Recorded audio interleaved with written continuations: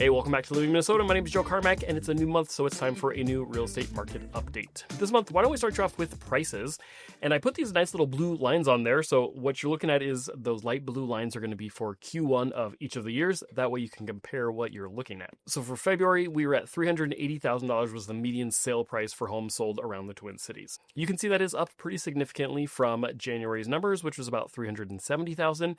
But it's actually not too big of a surprise. As you can see with all the other blue lines there, with that light blue line you're looking at, we always go up. It's a very seasonal market, and so we come down during the winter months when not a lot of people are out buying, and we're ticking up like normal. So that wasn't too much of a concern. So then if I switched to the rolling 12-month average number, that's what you're looking at here. Previous slide was the month-to-month changes every month. And we're also at 380,000, so those have now lined up for the rolling 12-month average. I left the light blue lines on there for you. It's less significant because this graph doesn't show the seasonality, but we do kind of expect those numbers to start going up as they typically do during these first few months of the year. Okay. However, in 2023 and 4, we didn't see a lot of increase. So that doesn't necessarily tell us where we're going, just because we can see where those years were at there. However, with this graph, what you're looking at really is 2020, 21, and 22 just went up a lot more significantly during those years than we would like to see. 23 and 4 kind of flattened out a little bit for us.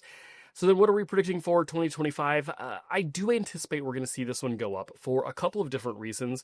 The first one's going to be, this is a rolling 12-month average, don't forget. And so it's actually displaying, the last 12 months. And so as we see this one ticked up here, that'll increase the 12-month average. So I do expect that we're going to start seeing that one go up as well to kind of match the trend of what we had seen last year. And then also, we're also expecting interest rates to be coming down. And as we're going to talk about interest rates, where we're going in a minute, but we're still expecting that interest rates will start to come down more through 2025. And when that happens, more people should get into the market, hopefully. And so because of that, I do expect we're going to see our median sale price numbers continue to climb. Next, why don't we take a look at the number of new listings that are hitting the market now. There's going to be a few slides that are kind of surprising here. Normally, I make you wait till the end to see those price adjustments. However, that was actually kind of the least exciting part of our numbers, I think. So as you're seeing here with the number of new listings, you can see we actually went down in 2025 for February's number. So that was pretty surprising. It wasn't a real significant number. We're obviously just taking a little bit of a dip down like so, but that was a little bit interesting. That would typically be because we've had a really nasty winter. We did have a pretty cold winter for February, but there was also no snow hardly. It was pretty dry. Just dry and cold. So I actually would have expected we would have seen that more. And this actually doesn't totally seem consistent from what I'm feeling and seeing with my clients in the market, just because the number of buyers out there seems to be really, really clipping along. The homes are very competitive. This would support why it's so competitive, because we're seeing fewer new listings get put on the market. However, buyer activity and seller usually kind of go hand in hand. And so with seeing more buyers, I would have expected to see more sellers hit in the market than what we saw for February. And here's what those numbers look like on that month-to-month basis. Previous slide being rolling 12-month average. And here I put the nice little light blue lines on there just so you can get an idea of what Q1 normally looks like around the Twin Cities. So always, of course, as you're going to see with every one of those light blue lines, we're seeing significant increases in the number of new listings, the quantity that are hitting the market. So that number was fairly significant for January's numbers. And so in a way, it's like, okay, well, we shouldn't have seen another huge increase necessarily, but that was a pretty low number. Overall, I don't think it's anything too significant to see for February's number. And, you can see there's a common thread here with other years where it's done something similar. I'm not losing sleep over it. Overall, we did see a nice push in January, fairly low numbers for February. So with that number of homes getting listed for sale, how many are currently active for sale? Now, this is back to the rolling 12-month average, and this is the quantity of homes that are currently for sale on the market. So you can see we basically sat flat. I think it was up exactly one home for sale, if you can believe that. Really no significant changes, and it's not really news, but it is consistent with the pattern of what we've been seeing. So where do we think this number is going to go? I don't know if I have a crystal ball on this one good enough. I normally like to give you some predictions. I don't know. I think a pretty likely scenario could be that we're going to see the market getting more competitive with the disappointing number of new listings getting put on the market, but the big increase in buyers. That could definitely support the case that this number is going to dip, kind of like it did here in 23. So we could see that one again. However, we're also kind of expecting that the number is going to keep trending up, and the number of new listings overall has dropped, significantly compared to what it was kind of during the COVID craziness. So I do kind of expect that we should see this number to keep going up a little bit. but it's really going to be depending on how many people are looking to purchase once those interest rates come down, and how many of those are going to be first-time buyers that have held off that want to jump into the market, because that will swing the number of homes for sale relative to the number of people who are selling and buying compared to just first-time buyers. So I don't know exactly what to expect from this one, quite honestly, but I don't think it's going to change too significantly, because I see some pros and cons, some going up and coming down, and I can make a case for either one. So I expect maybe over the next year, maybe we'll stay kind of flat-ish, see that one going up a little bit, but overall, I don't think anything too significant with the quantity of homes for sale. This slide, maybe I'll keep referencing this every month. I don't know. I just love this one because this is a great representation of the quantity of buyers that are out looking at homes. And really, you don't need to worry too much about the numbers of this one. This is last year's numbers, and this is just how many showings happened per listing for each month. And so, as you can see here, we're going to be getting into more competitive of a market as we're going through right now. Of course, I'm recording this in the middle of March, so we should pretty much be at the quote-unquote worst part for buyers as far as competitiveness goes.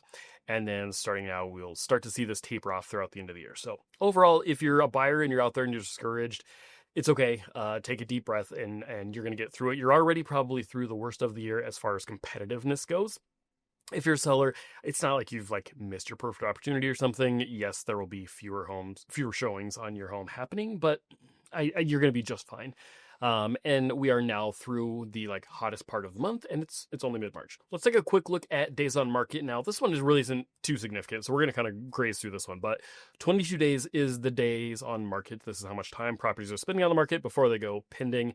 We're still sitting at 22. I think that was the third month that we've been at 22, so nothing too exciting there. We're going to keep moving. Month supply of inventory also didn't really see anything too significant, so kind of like to see that. I mean, I don't really want to see anything that's too shock and awe crazy.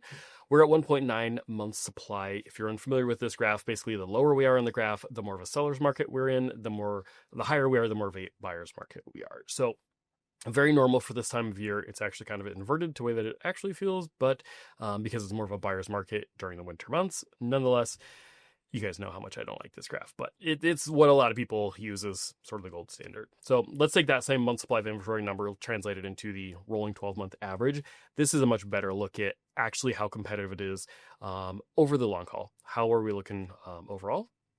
Again, the lower we are, the more seller or competitive the market is, and we have been coming out of that quite nicely, which is great. We didn't like at all seeing the 2022 craziness, and we're not going back to 4, 5, 6s anytime soon. So the market should still keep moving fairly quickly. I don't anticipate significant changes out of this.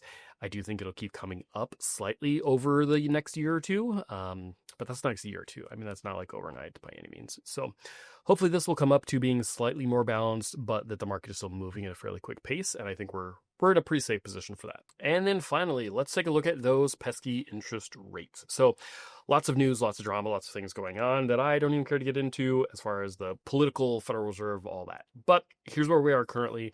6.81% is our interest rate for today. Yesterday was at 6.75. So we're creeping down kind of slowly, but not too quickly. Okay. So if you're looking at the left side of the graph here, this was from 30 days ago, and we have popped down from here.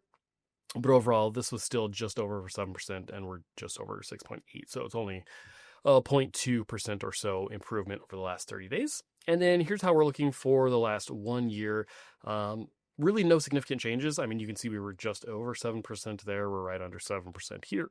So ultimately, we actually really haven't seen much change over the long haul. It was just that we had that huge dip right in the middle of last year, coincidentally right around the time of the elections. Who knows? Although I'll say that didn't help the party that won, which is kind of an interesting juxtaposition.